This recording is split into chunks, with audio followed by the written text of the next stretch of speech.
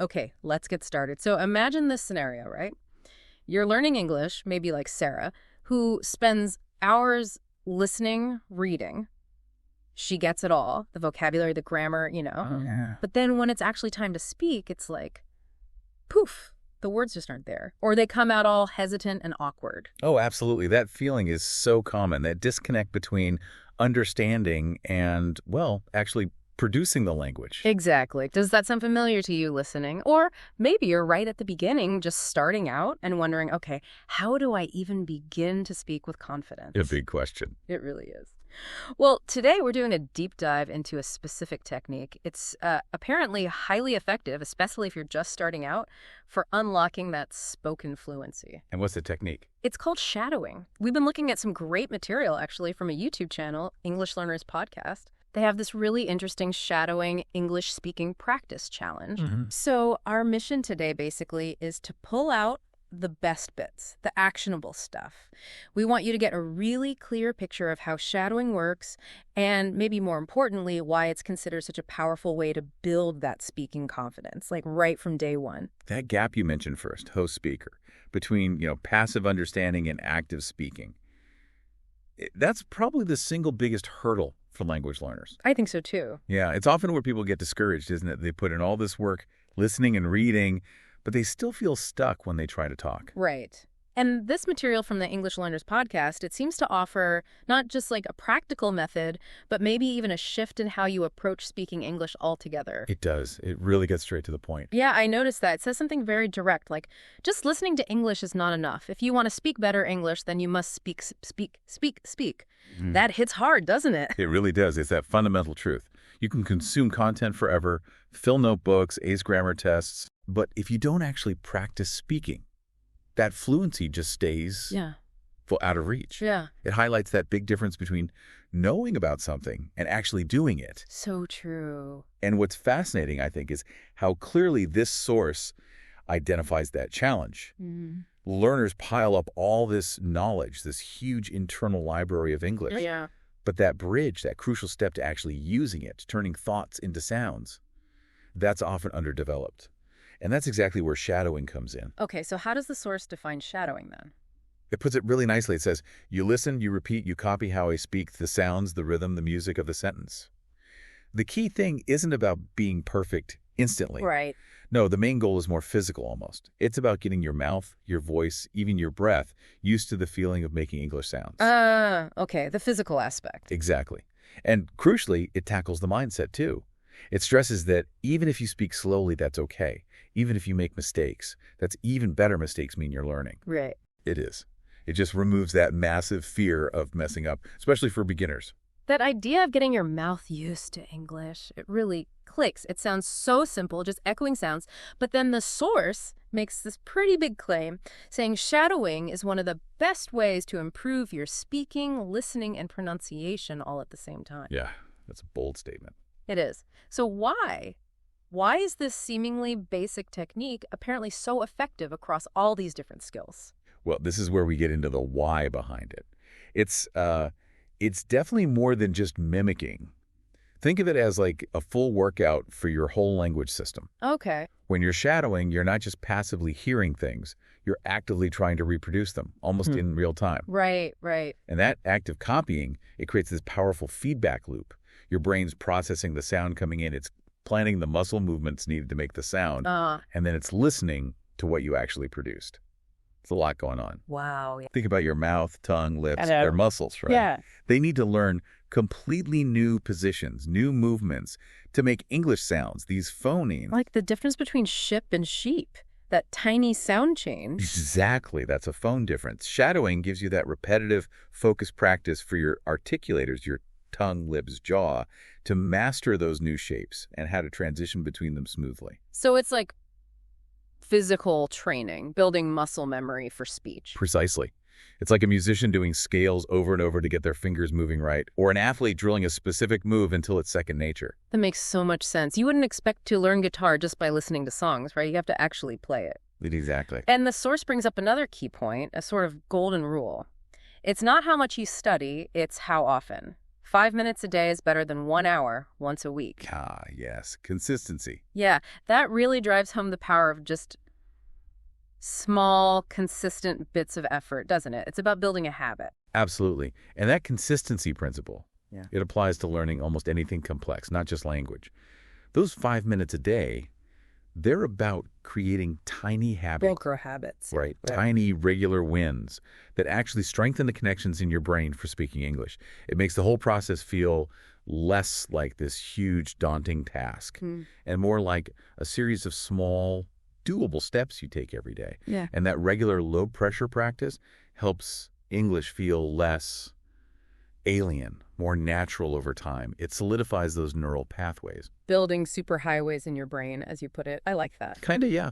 The more you use a path, the better it gets. It makes speaking more automatic. Okay, so let's say someone listening is convinced. They're ready to try shadowing. How does the English Learners podcast source suggest they actually do it? It seemed very practical. Yeah, it lays out a really clear, accessible structure. It describes a session like, today we will practice 30 simple sentences. You will hear me say them slowly, clearly, in a British accent. Okay, simple enough. There will be a pause, and that's your time to repeat after me.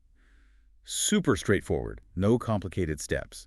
It also gives practical tips like, just follow the subtitles on the screen. Watch for the highlighted words. Visual aids help. Definitely. They'll guide you and speak out loud. Yes, even if it feels strange at first. That encouragement to speak aloud, even if it feels awkward initially, that's really important. For sure. Pushing past that initial discomfort. And it keeps reassuring you. This practice is perfect for the early stages. Don't try to do too much. Start small, but be consistent. Right. It really lowers the barrier to entry, makes it feel manageable. That clarity is so helpful when you're feeling overwhelmed by, learning a whole language. Now, you mentioned it uses a British accent. That brings up something interesting. Do learners need to worry about copying one specific accent perfectly? That's a great question, and it touches on a common anxiety for learners. The source does mention using a British accent, describing it as clear, soft, and easy to follow. But, and this is really key, it immediately follows up by saying, whether it's British American or Australian English, the goal is the same, to help you understand and speak confidently. That's a relief. Isn't it? The main point isn't to become a perfect mimic of, say, a Londoner or someone from California. The real goal, the more universal one, is to nail the fundamentals that work across accents. Like what? Things like the rhythm, the stress, the music of the sentence. Yeah. The prosody, how the sentence flows, where the emphasis falls, the intonation patterns. Those things are actually much more important for clear, natural-sounding communication than getting every single vowel sound exactly like one specific accent. So focus on the flow and clarity, not just imitation. Precisely. It's about being understood and sounding natural, not necessarily sounding like you're from Manchester or Texas. That's such an important distinction. So many learners get hung up on achieving that perfect native accent, and it just causes stress. Huge stress. And it can actually hold them back. Yeah, it's about expressing yourself. And actually, that connects to another really clever part of this practice described in the source. It's not just about the sounds and rhythm. The actual sentences they have you repeat are designed to do something deeper. Ah, yes. The psychological aspect. Exactly. Building the learner's confidence and resilience. That's right. This is where it gets really insightful, I think.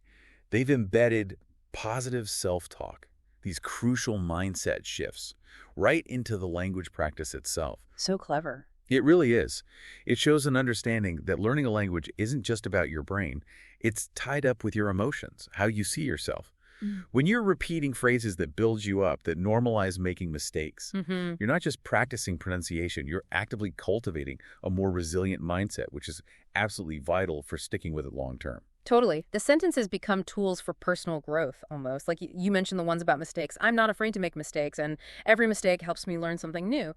That reframes failure completely. Transforms it from something scary into data, into learning. Exactly. And then there are others about gradual progress, like I am building my confidence one word at a time, or about being patient. I trust my journey, even if it's slow. Those are so important. Language learning is often slow. Right. And maybe the most freeing one is, I speak English to express, not to be perfect. That just takes the pressure off, doesn't it? It shifts the goal from some impossible ideal to just communicating. Absolutely. It's not rote learning. It's embedding this whole philosophy of keep going, it's okay. The message woven through is basically show up even when it feels hard. Yeah. Because, as the source says, that's how progress happens. It champions consistent effort over these big, infrequent bursts. These sentences are like mental reprogramming. Training your inner voice to be supportive. Exactly, instead of critical, which helps build that grit you need for any long journey like learning a language. So pulling this all together for you, the listener who's on this journey, what's the big takeaway? This deep dive into shadowing, using the English Learners podcast material, it really offers some solid, actionable wisdom. It seems to be saying it's not just about knowing words or rules, it's about using them. Physically, mentally, even in these small, regular bursts, it directly tackles that frustration of understanding but not being able to speak fluently. Yeah, it's very practical. And if we were to boil down the key lessons we've unpacked, what would they be? Okay, let's summarize. First, speak, speak, speak. Listening is crucial, yes, but you have to actively speak to get fluent. It's non-negotiable. Right. Second, embrace imperfection. Mistakes aren't failures, they're feedback. They show you where to grow, change how you see them. Good one. Yeah. Third, consistency beats intensity. Little bits every day, even just 5 minutes, add up way more over time than cramming once a week. Absolutely. Fourth, focus on the music, not just the accent. Rhythm, stress, intonation that flow is key for sounding natural and being understood, more so than a perfect regional accent. Makes sense. And finally, fifth, build your confidence as you practice. Your mindset matters hugely. Using affirmations, positive self-talk, can genuinely boost your progress and keep you going. Those are great summaries. And it makes me think, if we connect this back to the bigger picture, these principles, from shadowing consistency, embracing mistakes, focusing on the journey, not just the end point. They aren't just for learning English, are they? That's a really interesting point. It raises a question, doesn't it? If showing up every day, trusting that slow, sometimes messy process can unlock a whole new language for you, what other big challenges in your life, what other goals might actually benefit from exactly the same approach? Wow, that's a fantastic thought to leave everyone with. Thinking beyond language learning. How can this apply elsewhere? Brilliant. We really hope this deep dive into shadowing practice has given you some useful tools, maybe some fresh inspiration for your own English journey. Keep practicing. Definitely. Keep those learning muscles working, stay consistent, and we'll catch you on the next deep dive.